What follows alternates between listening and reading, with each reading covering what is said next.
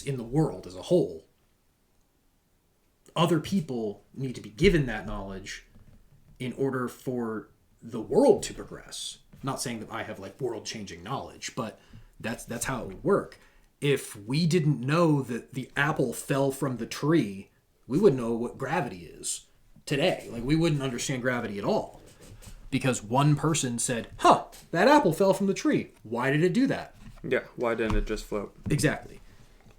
So, when it comes to the habit tracker and my desire to share that information and share my experience is simply so these 18 to 25-year-old guys who are just getting out of high school, not having a clue in their mind what they're doing. And then obviously for the ladies too, but you know how it is for the boys. We need to set them up for success. What's going on, you guys? Thank you for tuning in to Henry's Every Angle podcast. I want to remind you to like, subscribe, share, comment below. Tell me what I'm doing right. Tell me what I'm doing wrong. Tell me what you want to see. Today, I have Nick Dunn. He is a YouTuber, a Twitch streamer, and he is on the path of self-development. And he is recording himself on YouTube on the lines of how he is working about this. We're going to start with a question. Nick, you need to wake up in the morning and choose you. Yep. That is wake up in the morning and choose you. I actually did a video on that forever ago now. I told you You creeped on my old account. That's some depths that I need to actually remake that video on this channel. So waking up in the morning and choosing you comes from me and my like very beginner times with my therapist. So the concept of waking up in the morning and choosing you strictly is my priorities were out of whack, and they had been since I was a kid. And essentially, some of us are raised with the thought of like, oh, it's selfish to put yourself first. It's prideful to put yourself first. So the issue that I had was I grew up being the stable one in the family. Not that my family was incredibly unstable, but I had to step up pretty early as a kid. And I became a massive people pleaser due to that. So it became ingrained in me that I had to put others first in everything. So waking up in the morning and choosing me was when my therapist said, no, you're your number one priority. Period. And that specifically was a massive turning point in my life, because when I went from that to actually starting to implement it and talking to other people about it, it made me understand that, oh, okay, I don't have to be uncomfortable if I don't want to be uncomfortable. I might not always be comfortable, but what I can do is I can make sure that I'm always safe. And then once I'm safe, make sure that I'm as comfortable as possible. So basically, controlling the ego wall. Instead of putting an ego wall up to everyone, or on the lines of even a brand new relationship, if you have past trauma relationships in your past, you tend to put an ego wall up to the new person without even meaning to. You're saying instead of doing that without meaning to, you're talking about controlling it and knowing the safe space, essentially. Guess. Yeah. Basically, how I look at my life, and this varies depending on person to person, is my number one priority is making sure that I am as safe and as comfortable as I can be. Whatever I choose to do in my life, I need to check and make sure, okay, am I good in this? Like, am I going to be good after I make this decision? That changes, and there's a caveat to that the only time that you shouldn't consider yourself your number one priority is if children are involved. That is the only time that changes, and that is simply due to the fact that they didn't choose to be on this planet. Nor can they protect themselves. Right. And being the adult in your own life, let alone the adult in their life, your responsibility is to make sure that the child, whether it be the physical child or yourself, is safe and comfortable. Some of us have hurt inner children due to trauma. And in my case, I have to regularly tell myself, and my therapist, I just talked with this morning, is like, you need to look inward and tell yourself, it's okay, little Nick.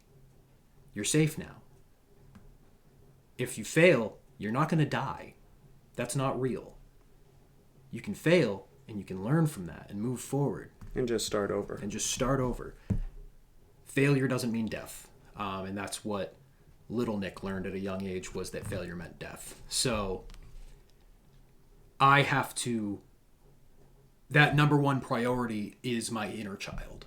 And making sure that my inner child, hence me, remains safe and comfortable. So that way you can see where that line is, and you can pick and choose what line to step over. And it could be a matter of growth, because, I mean, obviously stepping over that red line for growth is a positive thing. But stepping over that red line when it consists of others' needs does not always consider growth. Correct. Yeah.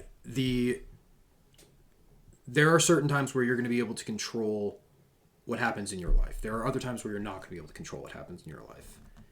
But ultimately, you always have a choice. I could choose to not pay my bills. There are consequences to that. But I could choose not to. Right.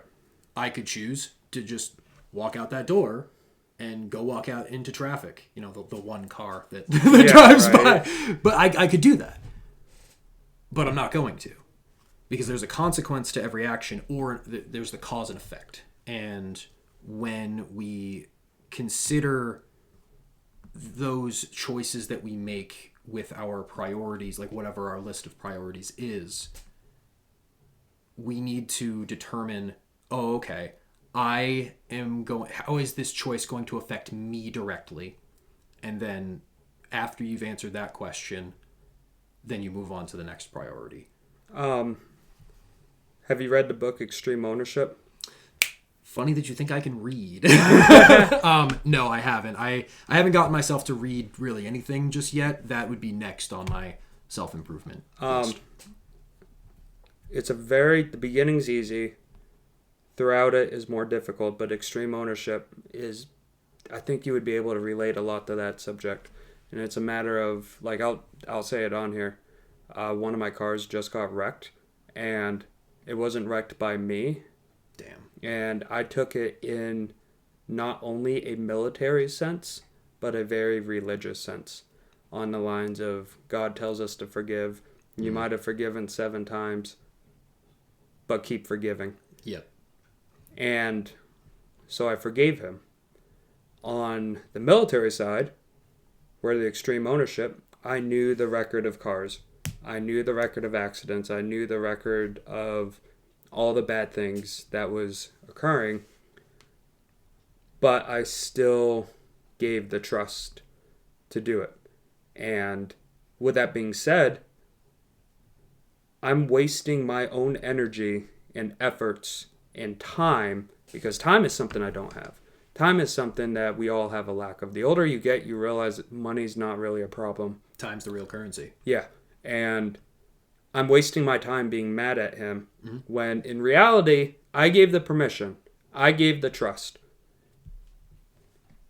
That's on me. Yep. I am the reason the car got wrecked. And the moment I can take responsibility for that, and the moment I can forgive him for that, is the moment my relationship with him can continue to grow. What tying into that, the other key thing that I know you've worked through already is, you're right. Your responsibility is now to just move on from that and go, okay, what's next? Because, yeah, every choice has an outcome. Yeah. And something that I've learned living as a kid who lived in a victim mindset for so long feeling that something was owed to me. In a situation like that, a few years ago, I would have been like, oh, well, they owe me this, that, and the other thing to make sure that I'm good now. My car needs to be fixed. They need to take care of this. They need to take care of that. When in reality, they also get to make choices. Yeah. And their choices could be, I'm not going to do that. Yeah. So owning that and understanding and being able to get yourself to the point of understanding, I don't need to be upset about this. I just need to handle it like a mature adult and do what I can and take the next step for me. Yeah. And that's a very difficult thing to learn for a lot of people. Oh, talk to me 2 years ago. Dude. He might have got punched in the face and I could have gone to jail for assault. If I said something like that to myself, maybe even a year ago, I've been going to therapy, like talk therapy, and specifically working with this therapist for 2.5, 3 years now. And if I went back and told myself 3 years ago, hey, in 3 years, this is where you're going to be at, I'd be like, fuck you, that's too long. Mm-hmm. Like, no, what do you mean? That's too long. Now I'm looking at it, I'm like, damn. Yeah, you look back and you're like, holy crap, I progressed. How much? A lot. Yeah. Like, I'm looking at, I suffered from what I would call an addiction to anger. And I call it an addiction to anger because of the fact that it was the first place I went when I was hurt or afraid. The first thing my therapist taught me was that anger is a secondary emotion to fear or hurt. In my case, and this is not the same for other people, I've run into the fact that, like, talking with some of my other friends where most of their anger comes from them being hurt. My case, it's all fear and anxiety. Like 99% of it is fear and anxiety. Where, great example, I'm in the hotel when we were on COVID mission. Yep. And I had one uniform after basic and AIT because I grew out of the other two. Because for some reason they staggered my uniforms. They didn't give me all one size. Beside the point. Don't know why they did that. So I grew out of the other two. So I had one uniform for 4 years of my contract. Yeah, and when you're underneath me, I never even knew that. No, well, so that's the thing is that even then, I don't think we could have done anything because everything was shut down because of COVID anyway. Yeah. I wasn't able to get one until I got back to my unit after the mission. But the issue that came up was I'm in the hotel and I'm going to wash my uniform. I got to be back to work in like 6 hours. We got to go back the next morning. So I'm washing my uniform and the washer stops running. I start losing it. I go to throw it in the dryer. Dryer doesn't function. So I run upstairs. I'm losing my shit. Throwing it around, trying to get it anywhere I can in the bathroom, just going, what's going to happen? Like, I'm so screwed. Because I think at this point we were still outside in the at the college. I'm not totally positive if we were or not, but I was like, this is going to freeze. Like, I'm going to be so cold. That was probably the worst version of me at the time I was in a relationship and she was in the room. That was probably the worst version of me in a long time. And she saw that. And it wasn't caused by anyone. No, it was just the fact that I was terrified that I was going to be out of regulation, that I was going to be uncomfortable, maybe in the cold, regardless, I was going to be wet, that my uniform was going to possibly be ruined, and I'd have to live with the fact that I'm out of regulation for a longer period of time than I needed to. I wasn't going to sleep well that night, that's for damn sure.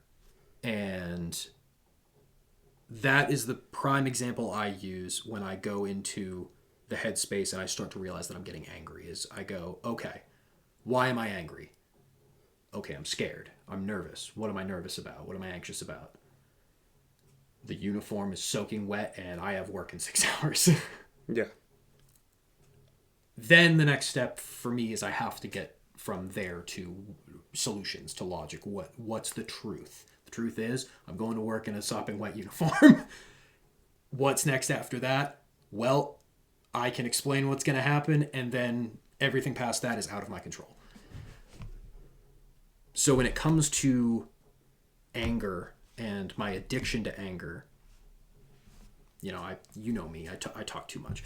My addiction to anger felt safe. Anger feels safe because you're getting big, you're getting scary.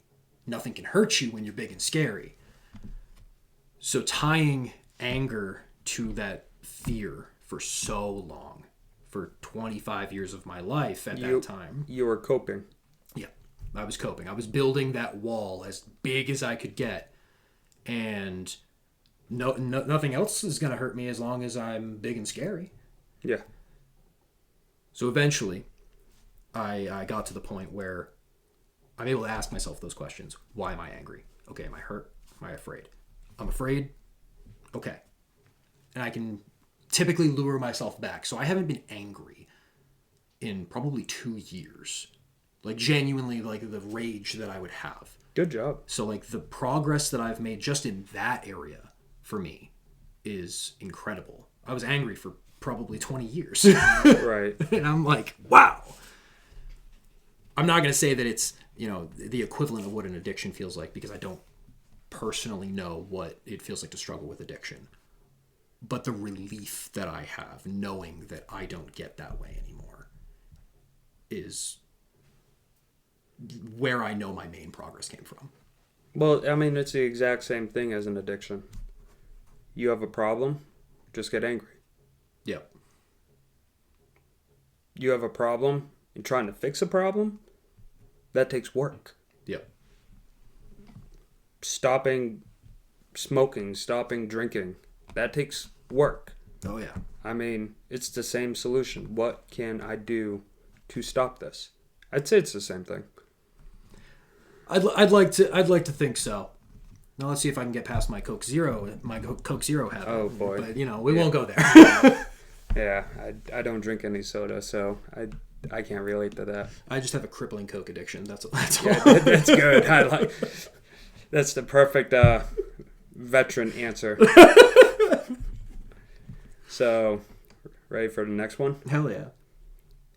Stop trying to create content and just start trying to be the content. So you're a Twitch streamer. Yep. And a YouTuber. Yep. So you're hitting me with some oldies but goldies right now. These are all videos that I need to remake on my current channel. I started to learn when I was first streaming. I've been streaming I've been technically on Twitch or streaming for 5 years. I took like a 2-year break for, getting over a breakup, depression, and that was like the first couple years of therapy. But otherwise, what I had learned from a few things from streaming on Twitch and just trying to create content in general is some people get lucky. Some people get discovered and end up coming from like northern New Hampshire and ending up Ludwig. Yeah. Like billions of freaking people know who you are. And there are other people who just do the same thing every single day, don't make progress. What I picked up from some of that is that people aren't typically watching because of what is on the screen. When it comes to streaming on Twitch, like some people are watching just to watch gameplay or just have background noise or something along those lines. When I'm searching on YouTube how to solve a certain problem in a video game, I don't care who's talking, just tell me how to do the thing. Sometimes the content is important. But ultimately, for me, I recognize that I am not the best at a game. There are millions of people better than me at it. I recognize that I don't have the most knowledge in this world. There are many people who know more. But I'm the best at being me, and I know how to be me. And I know what it's like to be me.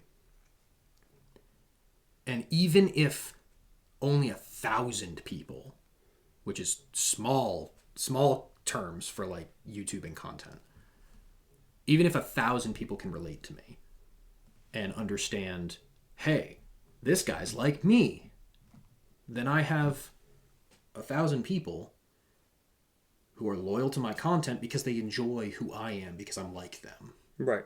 So being the content is in the sense of like, you go to a show for a comedian. You go watch a comedian. Any comedian can tell the same fucking joke, but no one's going to tell it the same way. No. And it's never going to be that you're going to show up because of a joke that somebody said. No, you're going to show up because you think that person is funny. Being the content is way more important than the content that you're putting out, especially when it comes to trying to gather viewers and gather eyes. The actual content you put out can matter if you're trying to solve a problem. But if you're not trying to solve a problem and you're just trying to just be a thing, you need to be the thing and not focus on the small problem, the one problem that can be solved by anybody else. Right. Somebody with more knowledge. No one can be more you. No. And that's where that comes from, is strictly just the concept of you're you, no one else is, so you can explain like your experiences. With my last couple of videos on like my habit tracker, or basically my steps towards creating better habits and whatnot, I was talking about my experiences and how it's worked for me. It's not going to work for everybody. I personally didn't start writing in a journal until last month because it didn't work for me. But millions of people, billions of people write in a journal every day. For years. Exactly. For centuries. Yeah. And not everything's going to work for someone. But I had to explain to everyone my experience and how certain things worked for me. Minimalism, for example, was the first one that I mentioned in one of my last videos, which was minimalism and me being a minimalist are two very different things. My experience with minimalism started with me going, well, I'm cheap. I don't like spending money. So having less things means I spend less money, right? Right. Perfect. But the real concept of minimalism is having less things in order to have more time and more space for the important things. So, go ahead. I was going to say, yeah, because I mean, I've seen all your videos. One of the things you said in there is less distraction, less filled, less cluttered. Yep. You're not here and you're like, oh, that hat on the wall represents me. Right. It allows you to figure out who you are. Right. And now I also like talk about, I'm not a minimalist. I really appreciate the concept of it because of the fact that it prevents me from creating ties like that to certain things. A video that I'm working on, a script that I'm working on, is dedicated to the concept of minimalism and emotional attachments and where they come from. Or sentimental attachments, whichever you decide to go with. The only time that I typically will have an attachment to something is either because it's sentimental and nostalgic. It means that, meaning like it's something that my grandmother or my grandfather gave me. I'm wearing my grandfather's shirt. He just passed, so like I'm dealing with that in my own way by just having something of his. So that has an emotional or sentimental attachment to it. Then there's the concept of money. Something that takes a long time for you to get a hold of because of funds or a lack of funds. You spend a lot of money on something. Sure, you're going to have a little bit of an attachment to it if you're not somebody who's extremely well off. My truck's been paid off for a while now. I have no debt, and I've got a pretty good chunk of money for somebody my age who is doing the things that he's doing. But if I lost my truck, that's going to hurt. Yeah. Realistically, it's a tool, not a toy. And it doesn't have any sentimental value or nostalgic value to it. It's strictly just the fact that it's valuable. Yeah. And those are the two places that I find myself ending. Well, more like three. Sentimental, nostalgic, and financial are the three main reasons why I have attachments to things in any way, shape, or form. There might be more. I'm not an expert in minimalism. But, so like my Twitch stream, in my room, I have a bunch of little tchotchkes. Not a ton, but like I've got quite a few. I just bought myself a Pokemon plush for like $70. Why? Because I fucking wanted it. The reality is, if that thing went in a fire, I'm not going to be hurt by it. I'm not going to be thinking about that going in the fire and being upset about it. But I did buy it for nostalgic reasons, because it's a Pokemon thing. I'm a huge Pokemon fan. And it's something that I'm like, you know what? I saw this. I wanted it. I'm allowed to buy something. I'm allowed to enjoy the things that I enjoy, as long as it's just not putting me in a bad situation, and as long as I'm not creating an emotional investment in this thing that is going to ruin my life if it gets ruined or goes missing. It's like buying a brand new car. Exactly. Never. Don't do it. I can actually jump on that. So like I have my 2009 RX 350 Lexus. That is a tool. Oh yeah. It's an SUV. I put a trailer hitch on it. Tow trailers with it. I can work out of it. I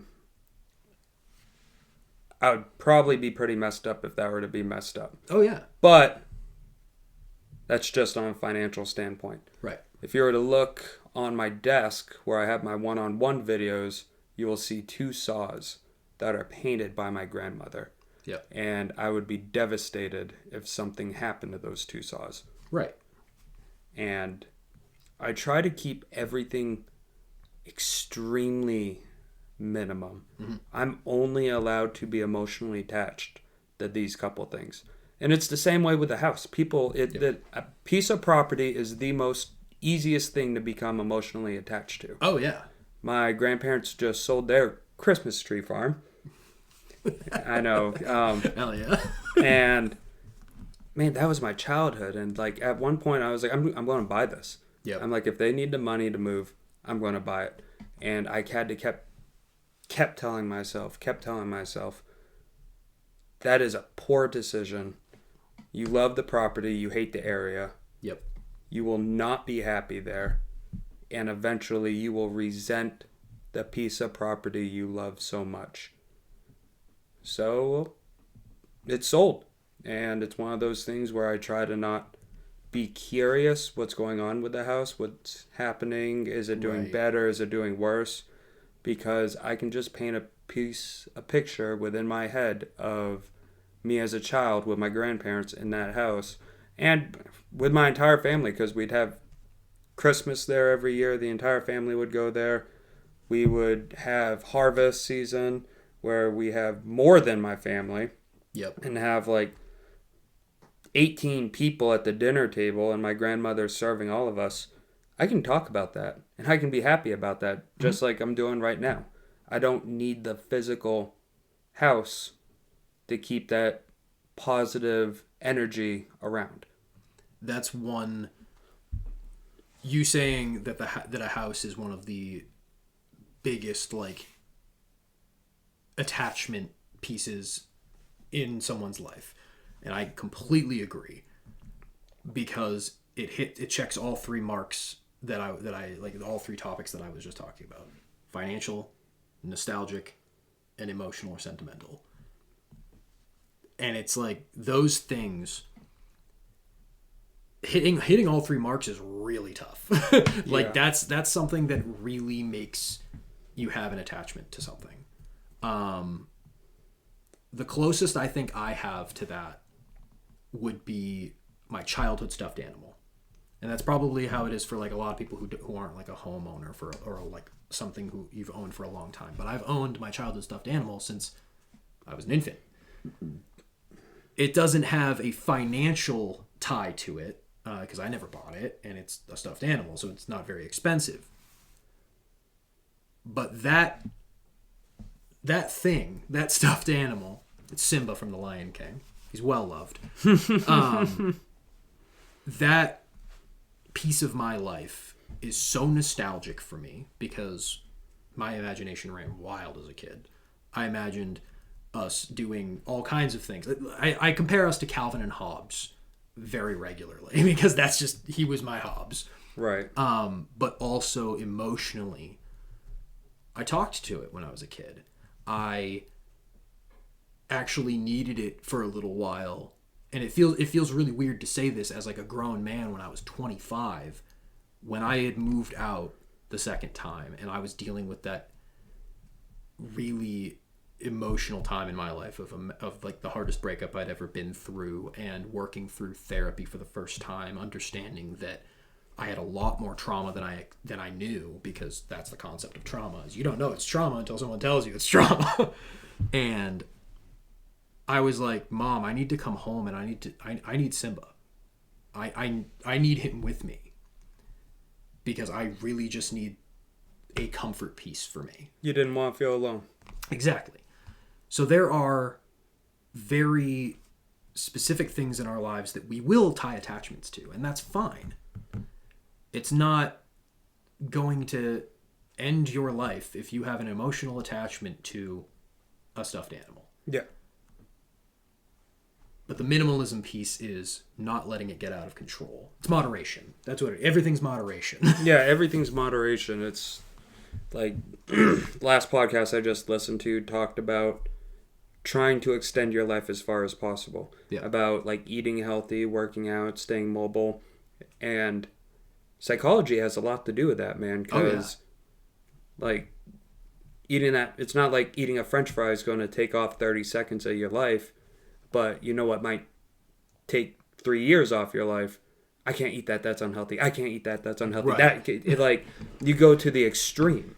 Yep. And you need to be able to relax, because if you don't relax, I've said this on the show before, if you don't take a break and you just stress yourself out all the time, it's going to kill you. You're going to have a heart attack. You're going to have stroke. You're going to have cardiovascular diseases. It leads to Alzheimer's. You need to be able to relax. Otherwise, it'll literally kill you. Oh, yeah. How many CEOs do you know that went off and had a heart attack? Because all of them. Yeah. Well, except for that one, but we won't talk about him.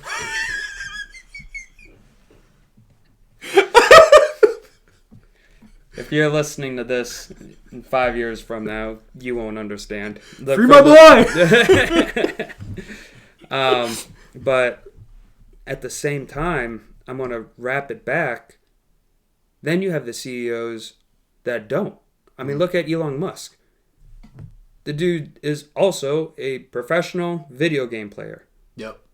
And it's one of those things where it's his time to relax. Look at Mr. Beast. When he relaxes, he watches anime. They love what they love, but they also put the time in to relax. Yep. And that's why they're able to continue to grow, continue to live, and enjoy life. Yep. And their responsibilities do not become burdens. Because you create a business, and then that business takes over your life. You love your business, but you also don't want it to become a burden to you. Right. And that's like me. I mean, I'm very, very, very new in this. I'm still learning. But one of the biggest mistakes I made, we talked about out there, was I did a podcast, posted it, sweet. Should have waited till 7 days till I posted the next one. It was only 4 days. I'm like, won't be that big of a deal. Post. I got this lined up. Post. Get lucky, get lucky, get lucky. And then you have someone who calls out. And you're like, oh my God, I'm going on day 5 without posting a podcast. Yep. And I have no one lined up within the next 72 hours. So that was something I learned. Until I have 20, 30 podcasts built up in the queue, keep it once a week. Yep. Give myself a graceful period so I can enjoy these times without thinking, okay, I got to get through this podcast. What if this is day 7 and I need this podcast uploaded tonight and I'm doing this all by myself? Yep. I would rush the podcast. I wouldn't enjoy the podcast. I wouldn't be as good asking you questions nor talking, because all I would be thinking about is editing the podcast afterwards, getting the thumbnails done, getting the description, getting the tags, getting all that done. I'd be thinking of all of that instead of just paying attention to what you're saying to me. You have to be able to have that balance. I completely agree, because that's something that I like. You and I have been talking about content for what, Over a month a or two month, now. yeah. I had really struggled with getting myself to even try to create, partially because I had a lot of friction in my life, and that's for a separate topic. But I had to physically give myself time where I was allowed to work, but only work. And then I had to give myself time where it's like, okay, work stops now. You don't work past this time. If I do, it's okay, but mentally I need to tell myself, no, this is for work tomorrow. This is for work time tomorrow. Deadlines are fine, and having consistency is great, but I'm not going to be able to keep myself going if I'm constantly burning the candle at both ends. And having set times put together, I wrote an entire schedule out in my journal twice. I have two separate ones, and I'm actually about to change it again because I had started out with Monday is okay. That is brainstorm day. I brainstorm thumbnails. I brainstorm titles. I brainstorm video ideas. I brainstorm B-roll. Cool. Brainstorming. That's it for Monday. Tuesday was script. There you go. Wednesday was, okay, record. And then Thursday, Friday was getting into editing. Realized that timeline didn't work for me because I was not giving myself enough time to edit because I have the stream on Thursdays and Fridays. So I had to shift everything over. So the second one turned into, okay, I already have a bunch of videos brainstormed. If I get a video idea, I just write it down in the back of the journal, which is literally just going from back to right manga style. I've got just lists of video ideas, so I don't have to brainstorm on Monday. So instead, Monday is strictly dedicated to scripting. Tuesday's recording. Wednesday, because I don't stream on Wednesdays, is my long day. I just edit all day. And then Thursday, Friday is handling the thumbnails and the B-roll and finishing up the edit and getting ready for the next week. Again, realized that that's not working, so my third iteration turns into batching everything, in order to prevent myself from not having backup content in case I do miss a week or I do miss a day. So Monday is now going to be scripting. But for those 3 hours, I'm scripting as many scripts as possible. Tuesday, I'm recording as many of those scripts as possible. Right. And then Wednesday is when I start editing one of those videos. Thursday, Friday, polishing that edit, getting it out the next week, and then I just keep doing that same thing. Is, in theory, I'm putting out a video, or I'm editing and getting a video ready every week, but it gives me some time to think about it, and I upload twice monthly right now. I'm going to upload whenever I feel like it, but minimum 2 times a month. And by batching, that gives me that backup content, like you were saying, is not having to worry about, oh, what if I don't upload this week? I then miss my 2-week upload. And yeah, they're having set time, like the big CEOs, to separate work from play is so important, especially from a psychology standpoint. Yeah. Because you'll just burn yourself out so fast. It's not even counting the people with ADHD who hyperfixate on things. Because then you get to that point where that hyperfixation is something you don't want to do anymore, ever again. Yeah, I mean, I can definitely relate because I fight this. I go on the lines, if I don't get this done today, then I have to do it tomorrow on top of everything else I have to do. Yep. That's where blocking out my schedule has been so helpful for me. Because that, and working with the habit tracker. The habit tracker itself has allowed me to be able to understand what failure looks like and why it's okay. Go ahead and just talk about the habit tracker real quick. So tracker. For those of you listening, To give you guys context, I've been ranting and raving about this thing for so long. 3 videos now. Yeah, for 3 whole videos. And essentially the concept is gamifying my life, where I am I'm giving myself a bird's eye view of what a month looks like. I'm going to the bathroom real quick while you talk about this. Go for it, because I'll go for hours. Yeah, I've watched all your content. He's seen it all already. So when I talk about the habit tracker and when I look at a bird's eye view of my life, essentially the concept is I take one habit and I map it out for a month. And how I go about checking that off, every time I get that habit done, I fill in a box on a piece of graph paper. Essentially, I do a 7x5 square or rectangle for the month, like a calendar. And I will fill in that box, and that feels extremely satisfying to my brain. So I'm able to give myself that that opportunity to have a reward system in place, like a video game. I get this task done, my brain feels good. So basically how this has helped me with getting work done and mapping out things is I'm able to look at failure differently. If I miss a day, that's fine. Because, and I learned this today, I didn't realize that what I was saying was just about as close as how you handle people with like addictions and getting past addictions. Is what I was saying was we're here to create consistency, not perfection. And I guess what they say to people in recovery is progress, not perfection. Which is perfect because I'm looking at my own habit tracker here and going, wow, I didn't go for a walk at all last week. Now, there's a few reasons why. Holidays, the cold, I was in pain because of Army-issued injuries. And I'm like, okay, I could look at that in the sense of like, oh, I failed 7 times. But in reality, it's like, okay, I had other factors involved. So let's try better this week. If I get it, great. If I don't, the world isn't going to end because I didn't go for a walk. My world isn't going to end if I didn't go for a walk. And it's all about creating that consistency, creating that progress. Yeah.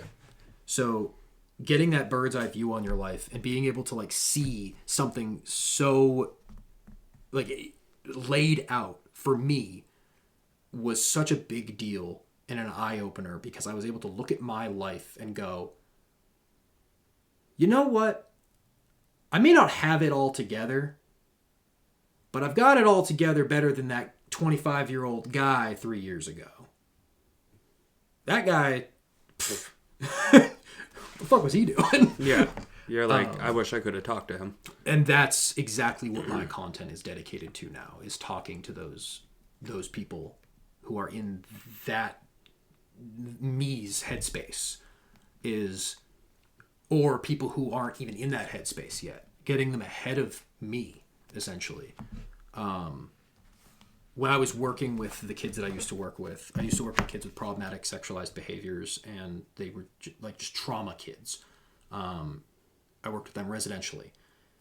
The key things that I wanted to teach them all the time was things that I wish I knew at their age, and some of them were... Great example. I play Magic the Gathering. A lot of these kids would, be so upset because they couldn't beat me all the time. And I was like, I need you guys to understand something. You're going to run into people like that. You're going to run into things like that where you're not going to be able to win all the time. But are you learning something? Yeah. You're learning how I play. You're learning what I do.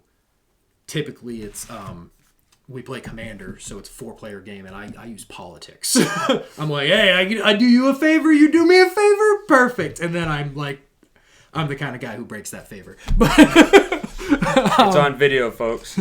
Be prepared if you ever play with him. Don't play Magic with me. But the thing that I wanted to teach them from that as well is not only was I trying to teach them how to lose and how to be okay with losing, but I was also trying to teach them how to get better. I'm a firm believer in the fact that if you are a master or a teacher, and if your student, when you're finished with them, isn't at least on the same level as you, then you weren't teaching effectively. Yeah. A master and a teacher should be should either be equivalent or surpassed by their pupils. Yeah. Or their students. Because realistically, they have their own knowledge that they're coming into your class with. And you're just giving them everything that you know. Because if you're not giving them everything that you know, then you're gatekeeping. And that's a huge buzzword nowadays, is gatekeeping. But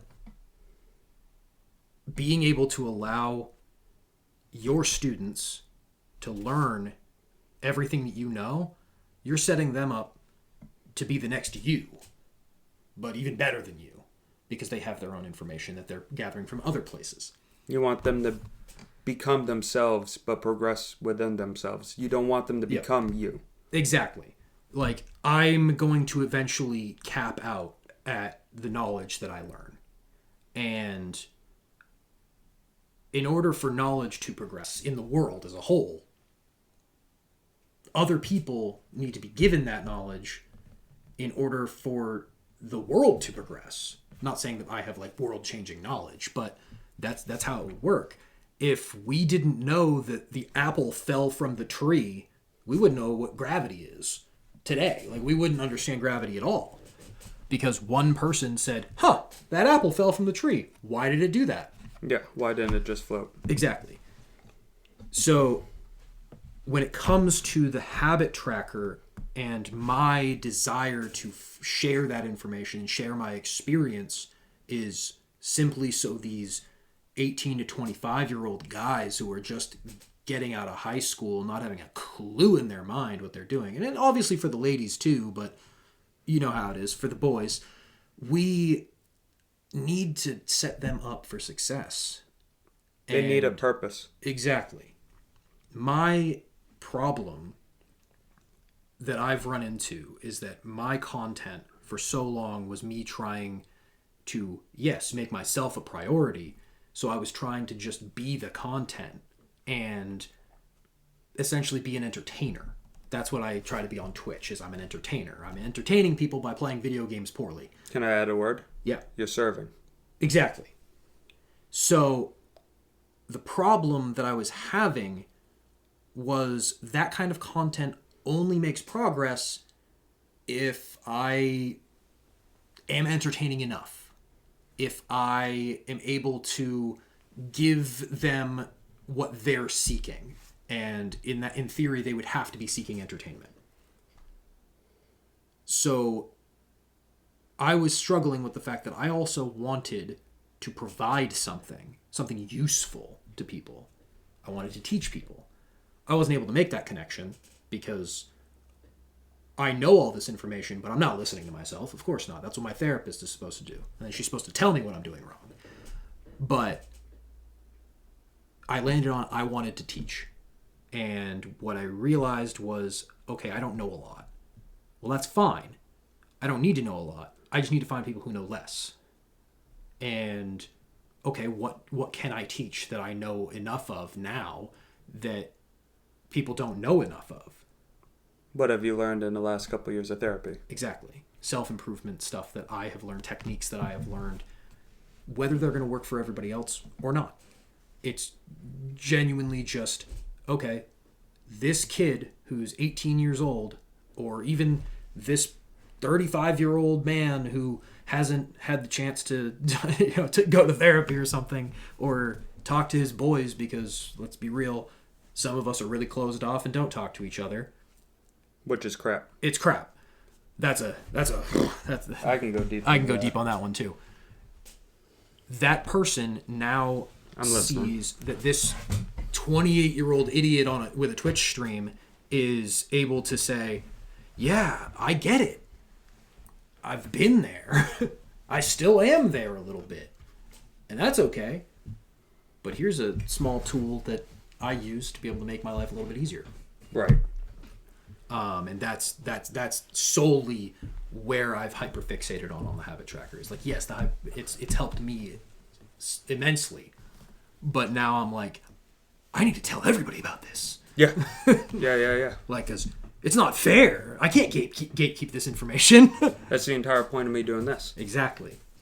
On my, not my podcast Instagram, but my regular Instagram, it states, just a stupid podcaster trying to become smart.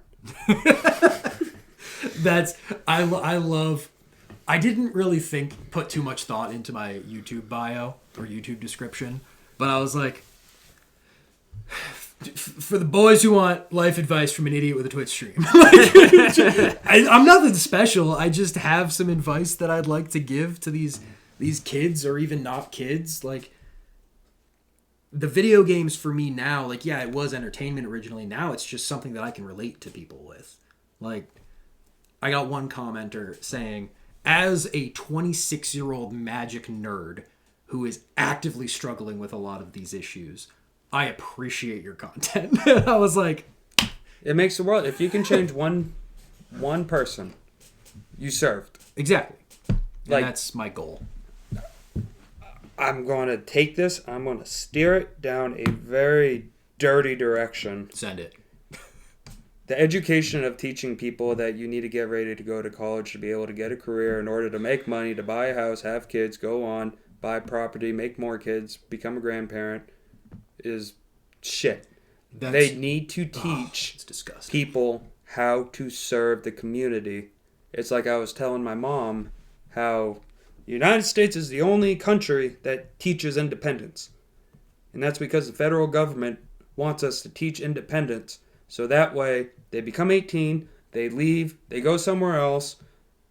That's another body that pay more taxes on property tax for housing, sales tax for food, and I mean, you'd have an income tax regardless, but still, any other country on the planet, most of them stay there until they're like 32, 33 years old, until they find someone they love, and then they married, and then they do it all over again. Yep. But they teach them how to be a community. They don't teach independence. There are some countries where people are living, generations are living in the same home, and it's very, very common. Which, for me, I grew up in New Hampshire. I'm not very well traveled, so I don't know many cultures, unfortunately. I hope to someday. But that, to me, is a prime example of what you just said, community. Like, you learn to live harmoniously with so many people because you're in a house with so many people. And then so is your next door neighbor. And their next door neighbor. And their next door neighbor. And you just live in a community of people who all have to live harmoniously. Whereas, yeah, you're right. Here, it's grow up, have kids, get job, pay taxes. Yeah. And then your kids hopefully do that. Like, it's the concept of how a school is just a factory for factory workers, where you send your kids to go sit there for 8 hours a day, working, and then getting like an hour for lunch, and at the end of the day, they come home, and then tomorrow they do the same thing over again. You're just teaching a kid how to endure an 8-hour workday. And it's like... to pay taxes. Yeah, to pay taxes. And then on top of that, I'm not going to go too far into this one because this one pisses me off. Part of the reason why I want to be a teacher, but I refuse to teach in a classroom, is because most of what school is today is a curriculum dedicated to teaching kids how to pass tests. Yeah. It's literally, I need to teach this information so they get good scores on this state-given test so we get paid. And that pisses me off. Because, number one, the teacher's not allowed to teach what they want to teach, nor what they need to teach. These kids are not getting the proper information that they really need in some cases. And I learned that at a very young age. I've dropped out of college twice. I'm about to go back, thanks to the information you gave me. Right. But I struggled with that concept because I had to I had to work at a young age. So when I realized, oh, I'm making money at like 7 years old, I was shoveling driveways and mowing lawns and whatnot. And then by 14, I had a real job. I was like, why would I go to school? I can just make money. Why would I pay money to go do something I don't want to do anyway? Which is learn more useless information. Which is what the government wants us to do. Exactly. And in our case, we're lucky for the opportunities we were given because of the unlucky portions that happened. Yeah, because of getting hurt. Yeah, like we got injured and sold our bodies in order to get to these positions. I have a great thing that I say where the most expensive thing I own are my combat boots. Because I paid 6 years of my life for those fucking things. Right. Although those winters, though, they're great. I'm gonna add on to this. I just got done taking what's called health psychology, Psi 226 in college. I'm gonna look at the camera for this one, and you just listen because I made a fight. We were asked to put in a discussion, how can we fix the healthcare system? And I put in there, the healthcare system is broken because we have more people being born today. We have more people living older today.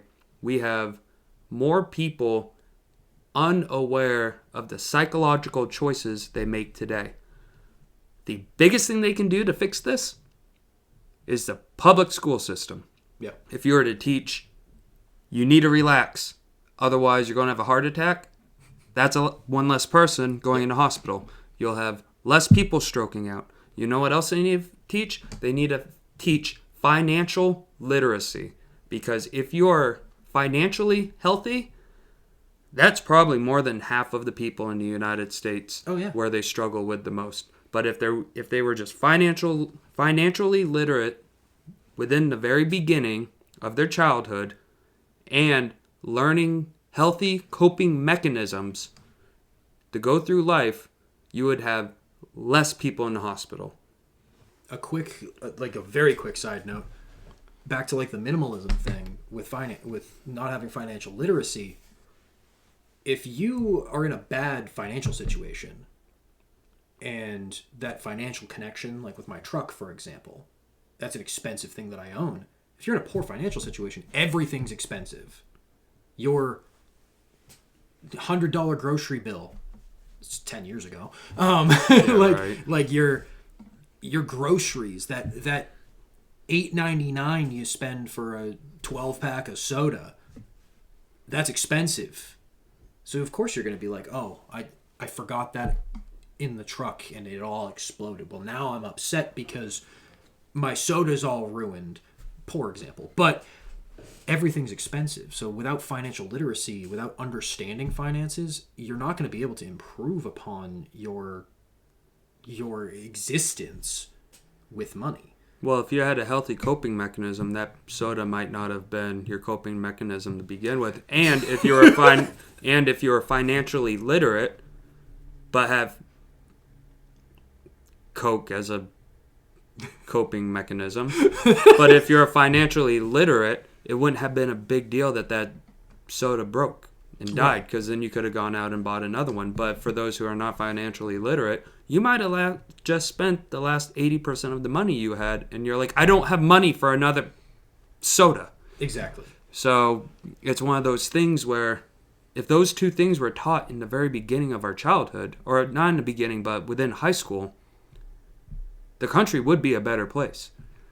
And I'm going to add one more thing. Medicare would be down. Our debt would be down. The United States debt would be less spent on Medicare because there would be less people going through long-term treatments in the hospital. So it's inflationary and it just kills people. And the government gets paid for it. Yep. And then the government wants you to lean on it. Lean on them to fix our problems, instead of teaching you how to be not independent, but to be able to lean in your community for support to help one another instead of you going through all of this by yourself. Yep. I 100% agree. Passionate. Well, that's another thing that I won't go too far into. If you're not passionate about what you're talking about, especially on YouTube or especially like in content, people aren't going to enjoy it nearly as much. No. And that's one of the things where like some people get a little bit offended, when some people say certain things in certain ways, like based on because of how they are passionate about the subject. I'm passionate about habit tracking because it makes me feel good and it gives me something that I can teach. Some people are passionate about habit tracking because it makes them feel like they can live more like a robot. Yeah. Like they don't have to think as much. So they're like, oh, why would you give that information out for free kind of thing when you could make money helping fix people's lives? I'm like, well, I'm doing it. I am passionate about it because I can give it out for free. Because the information that I've had to pay for, whether it financially, emotionally, mentally, whatever, they don't have to pay for it now. Yeah. They didn't have to do the work. I just have to give it to them. Yeah, you're giving it. Quite frankly, I mean, you learned ways through therapy, but quite frankly, it's like most of the things I learned were free. All them leadership traits you saw me through COVID Yep. wasn't through the military, wasn't through school, wasn't through military school. It was this, listening to podcasts. Maybe YouTube. Yeah. Like Only thing I really spent money on was Audible. But besides that, it wasn't $360 or $500, whatever it is, a credit hour. Right. Absurd. Just letting you know, the propane you smell, they're filling the tank up right there. I saw the truck. Well, I mean, if I was in your shoes and I smelled propane, I'd be like, ah! Well, I saw what was happening, and I was just like, not a big deal. Yeah. I used to work septic. I've gotten into septic tanks. There are not many smells in this world that bother me very much anymore. All right. I'll jump to another question. Sounds good. What would you say to someone that's thinking about giving up on content creating? Realistically, I would say you need to ask yourself a few questions. I don't know an exact number of questions, but I think the things you need to ask yourself. When I was trying to start a photography business, and I did start a photography business, but was just burnt out from it super fast, I had to ask myself, why am I not doing this thing the way that I want to do this thing? That was number one, which I had to answer. I feel like I'm not doing this for me.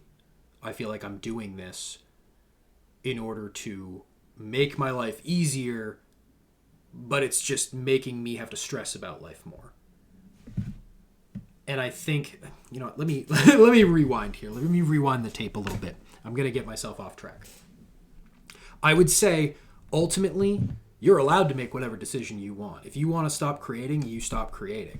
But if you want to keep creating and you're just running into the situation of, I can't get myself to create, or I feel like I'm not creating the right thing, or I'm not getting the results I want, then you'd be better off looking at what you're creating, writing it down, and branching off a little bit. Seeing if what you're doing is too broad, and seeing if that's making you have to burn the candle at both ends because you're bouncing between subjects within a subject, or if you're in a position where you're too focused on one particular thing. On the exact opposite of the spectrum, where on Twitch, I like to play video games. When I first started out, it was only Pokemon. That was it. Just Pokemon. And I made a little bit of progress, and it was fine, but I had a couple of other people coming in and saying, like, hey, do you play this game? Do you like this game? Yada, yada, yada. And I'd be like, no, I just play Pokemon. And then they'd leave. because they don't really have something to talk about outside of Pokemon. So I was like, okay, let's expand a little bit. Let's play some other games that I play. You know, I just didn't play them on stream. Expanding a little bit or narrowing are the first two steps I would recommend if you're struggling with creating content. If neither of those options are working for you, though, I would say you need to look at what you're creating and if it's the right thing to create for you. In my case, I had been trying to create video game content for 5 years. My YouTube channel, technically, the current one, technically is my older one and has been up since 2012. It started out with my very first video being a Yu-Gi-Oh deck, a deck profile, me going over the deck. And then when I started streaming, I started uploading like Pokemon content and doing video game content. When I got to the point where I got, into that depressive phase and I switched to photography as like a business, I started another YouTube channel dedicated strictly to that. And then I realized that I was split because I wanted to start doing YouTube again, but I also wanted to do the photography business. Having too many things going on can really make that a lot harder. And with the photography business, I felt like I wasn't being who I am. So eventually I dropped that. Went back to Dunderhead, which is who I am. It's my gamer tag, but I feel it is what encompasses me as a whole. I'm able to be... I've worn many hats in my life, as you've worn many hats in your life.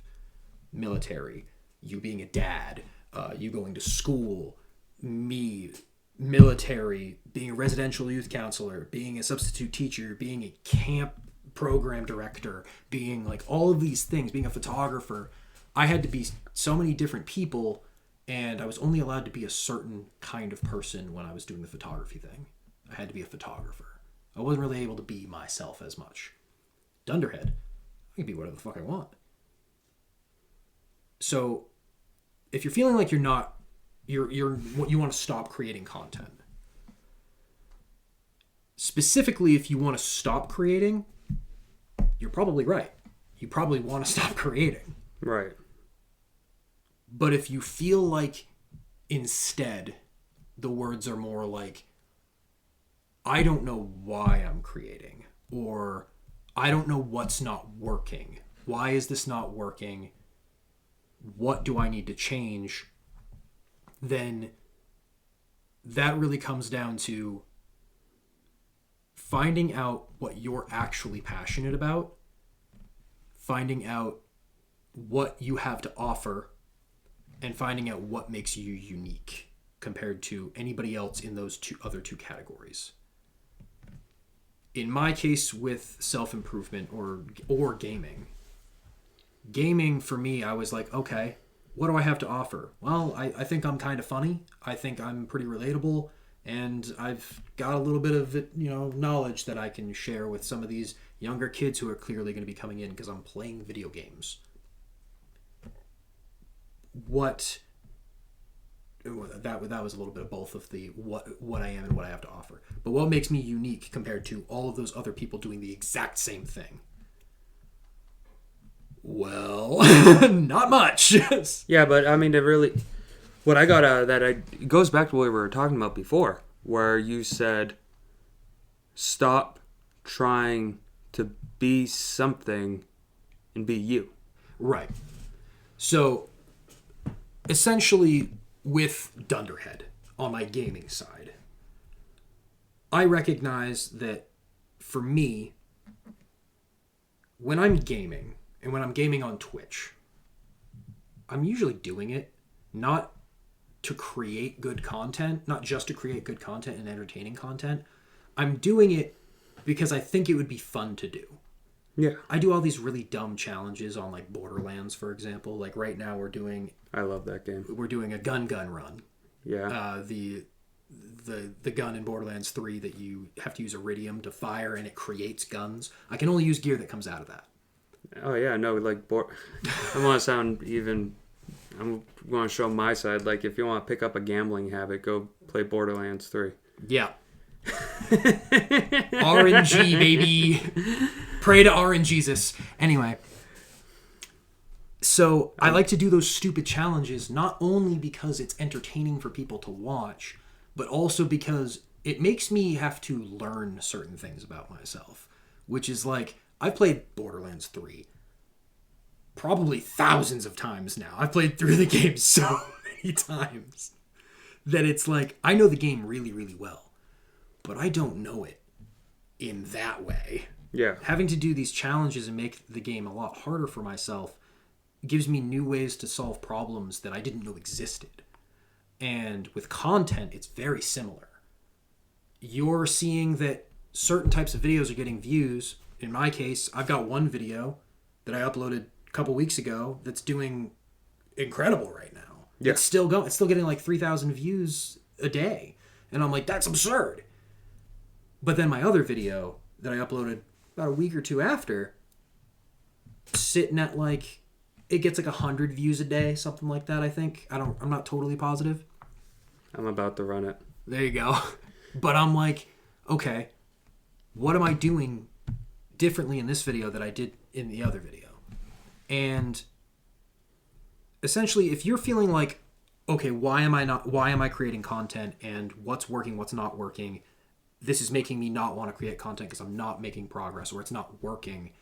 You just need to look at it differently. You need to understand what is it about your content that is going to get somebody to click on it? What is it about your content that's going to get people to stay? And what is it about your content that's going to get people to want more of it? From like a business standpoint, solving a problem or providing something that someone didn't know they needed are two very key things to definitely take a look at. There are other ways to go about it, but in my case with the habit tracking and the self-improvement stuff, I'm leaning on things that they didn't know they needed. Because it's shit that I didn't know I needed. I had no idea that habit tracking would work for me 3 years ago. I had no idea that it would work for me 3 months ago. Now, I'm sitting here going,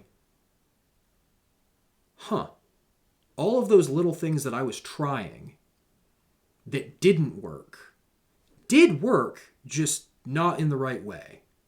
So how do I use the pieces that did work to make everything work? It's the same way with me with this. I need to, I'll admit, in the back of my mind, can't tell you how many times did I press that record button. Oh, yeah. Is it recording? Is it recording? Especially this, if we're fucking 45 minutes in. Was all of that for nothing? Yeah. That, and I'll tell you, that is one of the most infuriating things to deal with. I hate that one so much.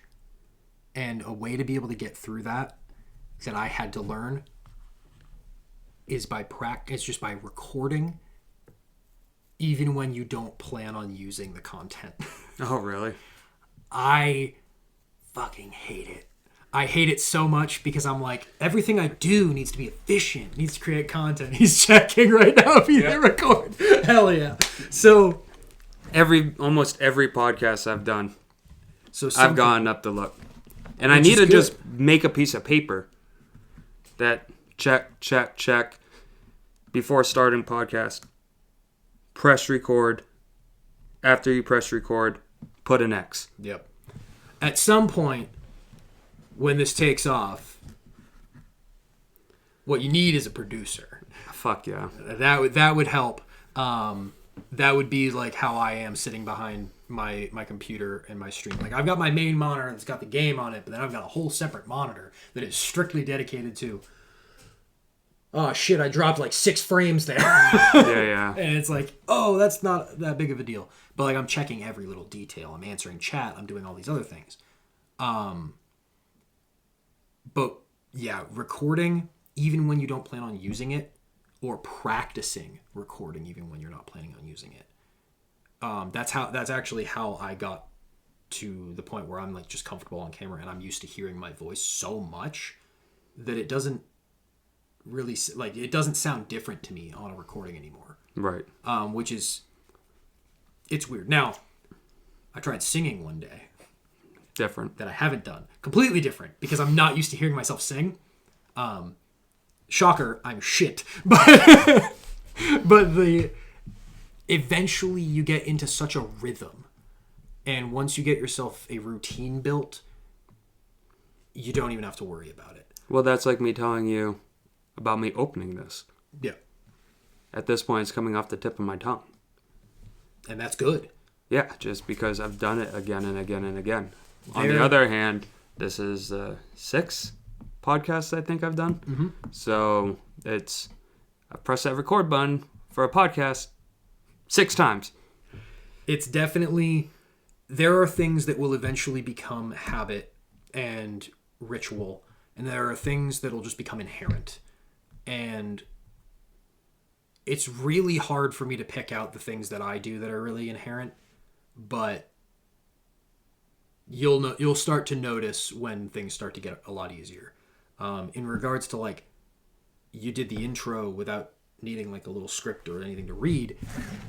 Even when I'm scripting, there are many things that I go through. Like right now, this script here. And we can show it to the camera. Yeah, I have just broken up sections where I've highlighted in order to be able to make sure that I'm not flowing one sentence into the other. Now, granted, this is way more in depth than what I was doing. Normally, I would just do like key bullet notes, where it's like, okay, I've got key points that I need to go over, and then I would just ad lib as I go. The problem is that I like to ramble, clearly, and I like to just go on and on. You're a great person to have as a guest on my show. I am such a person who gets so off track too, which is partially entertaining for some people. And it's nice when you have like little funny things to add into an edit sometimes.